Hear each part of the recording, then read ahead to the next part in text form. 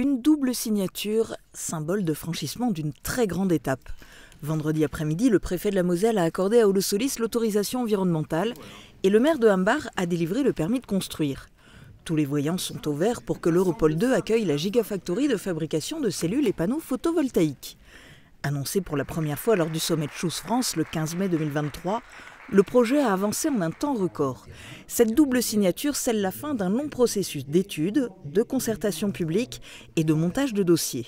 Nous sommes heureux et fiers que la Moselle soit aux avant-gardes de la transition écologique. Pendant des mois, le préfet de la Moselle a organisé et coordonné des comités de pilotage avec tous les acteurs liés au projet, réunis autour d'une même table pour faire avancer tous les aspects de ce dossier.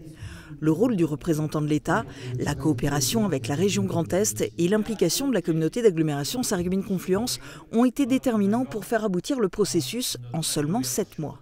Je suis tout simplement heureux et c'est un ouf, oui, parce que on arrive au bout d'une première étape qui est extrêmement importante. Il fallait 2 clés, je l'ai évoqué avant, donc le permis et puis l'autorisation environnementale.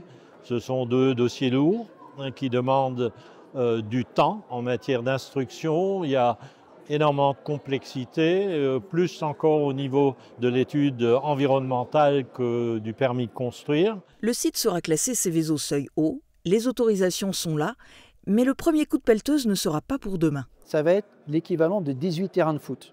Ça va être l'équivalent de 18 stades, ce que l'on va construire. C'est vraiment très très grand. Le premier bâtiment, il fait 550 mètres de long, 125 mètres de large. L'autre, il fait 350 mètres de long sur 150 mètres de large. Ce sont des bâtiments colossaux dans lesquels il faut installer les panneaux.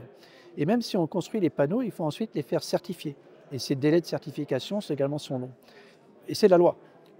Si vous construisez une voiture, vous ne pouvez pas construire votre voiture et la mettre directement sur la route. Il faut que la voiture elle fasse certifier, qu'elle fasse différents tests, et c'est exactement ce que l'on fait nous. Donc ce sont des projets qui prennent du temps. Prochaine étape, faire l'avant-projet détaillé avec un plan très précis des 180 000 m² de bâtiments.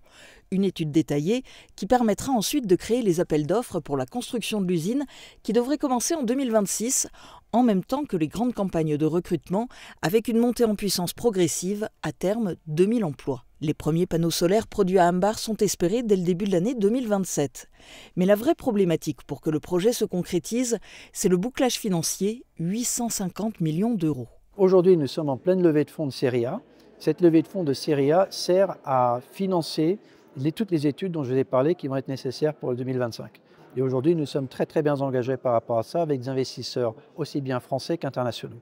Donc nous avons également d'ailleurs aujourd'hui reçu une subvention supplémentaire de la part de la région Grand Est, dans laquelle nous sommes également extrêmement reconnaissants.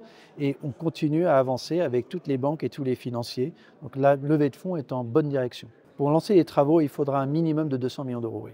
Tous les espoirs sont permis, la phase de formalité administrative étant bouclée, tous les regards sont désormais tournés vers Holosolis, il n'y a plus qu'à.